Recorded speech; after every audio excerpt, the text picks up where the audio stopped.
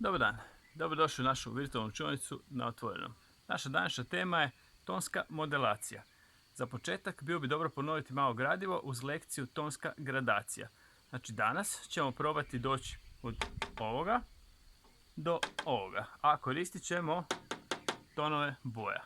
Znači koristit ćemo ono što smo naučili kod tonske gradacije, kako uzeti jednu boju i dodavanjem crne i bijele razviti puno tonova, s tim što ovaj put nećemo raditi, znači popunjavati neke trakice ili da se vide onako stupnjevi boja, odnosno tonova, nego ćemo to primijeniti na predmetu. Nacrtat ćemo kuglu i pokazati kako ta kugla postane 3D objekt, odnosno kako dobijemo iluziju 3D objekta.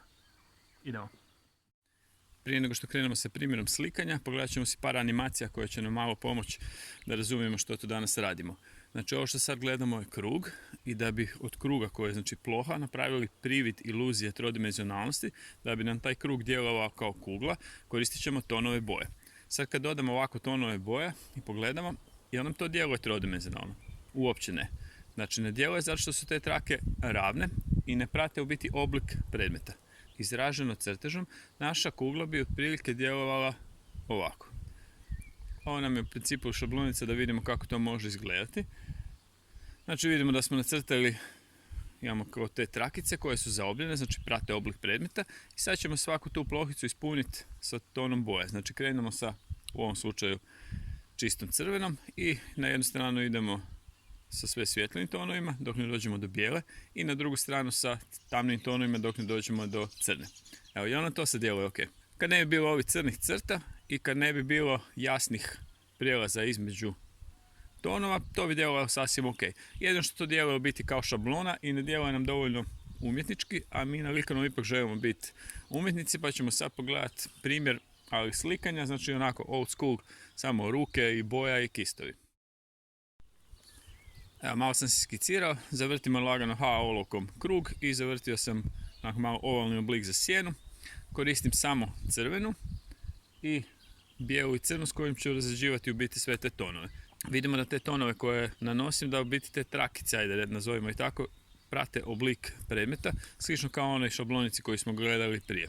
Ja radim potezima i u principu zagladim boju dok je još mokra. Znači ono što je dobro i ono što je i loše kod boja na vodenoj osnovi, znači akrilni boja koje ja sad koristim i tempera koje vi obično koristite na nastavi, je to što se brzo suše. Loše je zato što moram biti relativno brz i zagladiti, znači potezima prijelaze ako ne želim da se vide, znači točno gdje je koji ton prešao u drugi. A dobro je dok radim jedan dio slike, drugi dio slike se suši, pa se poslije na njega mogu vratiti. To ćemo vidjeti na pozadini. Evo vidimo znači prijelaz od čiste crvene prema bijeloj i prema crnoj. Vidimo ovako kako sam postavio sjenu. Znači evo sad sam krenuo iz čiste crvene i idem znači uz malo dodavanja crne. Znači crnu uvijek štedimo jer crna brzo zatamni boju. Znači želimo izvući čim više tonova da ne ispadne da je crvena čista pa je odmah sve crno. Tamni dio kugle ne treba biti potpuno crn, možda crna samo malo onako na rubu, a ni sjena neće biti potpuno crna. Znači sjena ima u biti svoj raspon tih tonova, samo što je on manje vidan jer su svi ti tonovi tamni.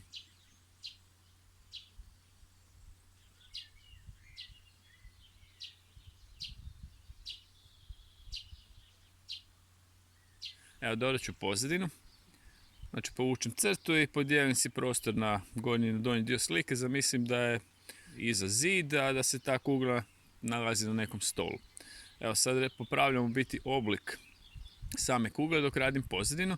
Ovdje koristim veći kist i potezi koji koristim su ravni. Znači ako sam zamislio da je to zid, onda ne moram raditi poteze onako zaobljene kao kod kugle. I u principu tu nema nekih detalja i velikih prelaza. Iskoristit ću potez kao dio slikarskog rukopisa. Biti volim kad se vide potezi i deblji nanosi boja i čini mi se zanimljivo kao kontrast kugle, znači kugla je u principu dosta zaglađena, tako da izbjegnemo da se vide ti prelazi između tonova, da nam djeluje onako više zaobljeno i 3D. Evo malo ćemo još popraviti ove rubove.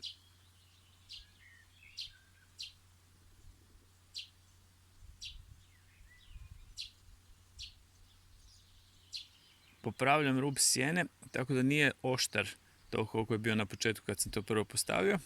Znači jedini oštri rubovi će biti oštri rubovi od same te kugle, sjenu ću malo onako zagladiti i ovaj prelaz između gornjeg i donjeg dijela slike, između tog zida i stola ću isto mrljicu zagladiti, tako da nam to djeluje da je to malo dalje. Znači oštar rub uvijek djeluje bliže, a zaglađen rub, onako zabrisan, djeluje dalje. Evo i to nam je primjer tonske modelacije. Znači nacrtali smo krug i bojom, to jest tonovima smo došli do toga da on djeluje trodimenzionalno, onda djeluje kao kugla. Koristili smo samo crvenu i koristili smo znači crnu i bijelu u likovnom smislu, ne boje, da izvučemo čim više tonova iz crvene. Za vježbu probajte nacrtati tako par krugova i od njih napraviti kuglu koristeći znanje koje smo stekli, znači tonsku modelaciju. Ali ako vam je dosadno raditi kuglice, možete raditi recimo, ne znam, jabuke, kruške, bilo šta što je onako malo okrugasto i vježbamo taj prijelaz iz svjetloga u tamno. Znamo već. Opustimo se, budemo kreativni, bit će sve ok. Sretno.